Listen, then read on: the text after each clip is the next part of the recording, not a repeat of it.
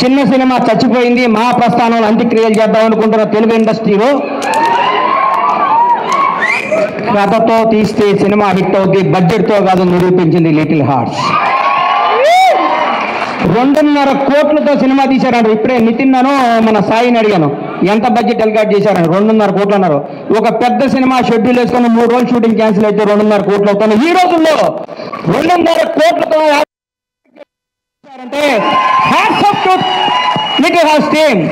మిమ్మల్ని చూసుకొని పెద్ద పెద్ద దర్శకులు, నిర్మాతలు ఇంగ్లీష్ నాటాడు సిగ్గుతో తలంచుకోవాల్సిన రోజు తీసుకొచ్చారు మీరు ఇండస్ట్రీకి. నిజంగా ఇక సినిమా చూడండి, చిన్న సినిమా చూడండి, పెద్ద హీరో 500 కోట్ల బడ్జెట్ ఉంటుంది తీస్తారన్న రోజుల్లో 2.5 కోట్లతో యావత్ తెలుగు ఇండస్ట్రీ, తెలుగు సినిమా, తెలుగు ప్రజలందరినీ థియేటర్కి పరిగెత్తించారు. నేను సినిమా థియేటర్కి వెళ్ళి దాదాపు 5-6 సంవత్సరాల నేను ఒక థియేటర్ ఎగ్జిబిటర్గా, నా థియేటర్ కూడా నేను సినిమాకి వెళ్ళలేదు. ఈ మధ్య నాకు ఫస్ట్ డే సినిమా చూడాలనిపించింది మిరాయి సినిమా. ఆ రోజు వెళ్ళాను.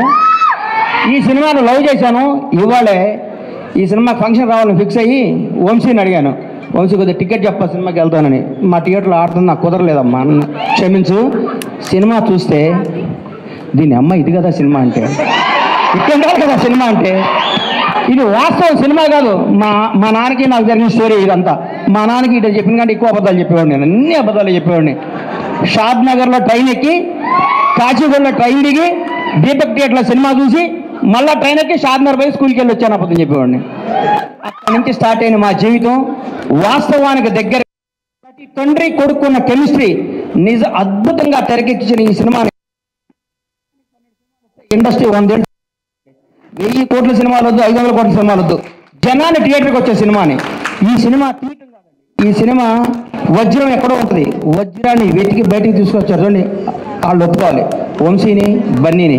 ఈ సినిమా తీసుకొచ్చి ఈ సినిమా మీద నమ్మకం పెట్టుకొని ఈ సినిమాకు ఒక 2 కోట్ల 1.5 కోట్ల ఖర్చు పెట్టి జనాల దగ్గర తీసుకెళ్ళి నిజంగా నిర్మాతని ఎంత అభినందించాలో, బన్నీ నిన్ను, వాసు నిన్ను, నంది మీ ఇద్దరిని అంత అభినందించాలి. మామూలు విషయం కాదు. మీరు ఎంత కష్టపడ్డ పేరు అరవింద్ గారి సినిమా అంటున్నారు, అది ఆయన అదృష్టం, మీ బ్యాడ్ లక్, నేనేం చెప్పలేను.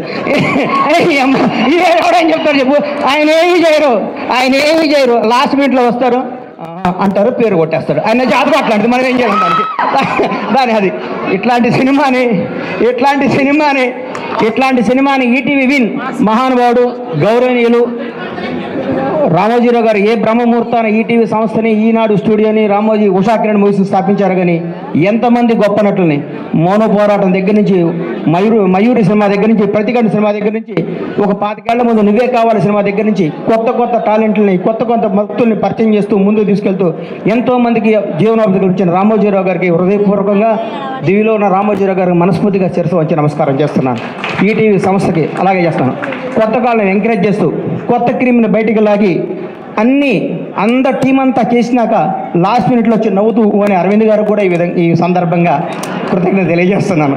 నవ్వకండి సార్, వాస్తవం సార్. మీ షర్టు నలగదు, మీ మనసు నలగదు, మీ హెయిర్ స్టైల్ మాలదు, మీరు మాత్రం డబ్బు సంపాదిస్తుంటారు. అది మీ అదృష్టం, దానికి అవడానికి తెలియదు.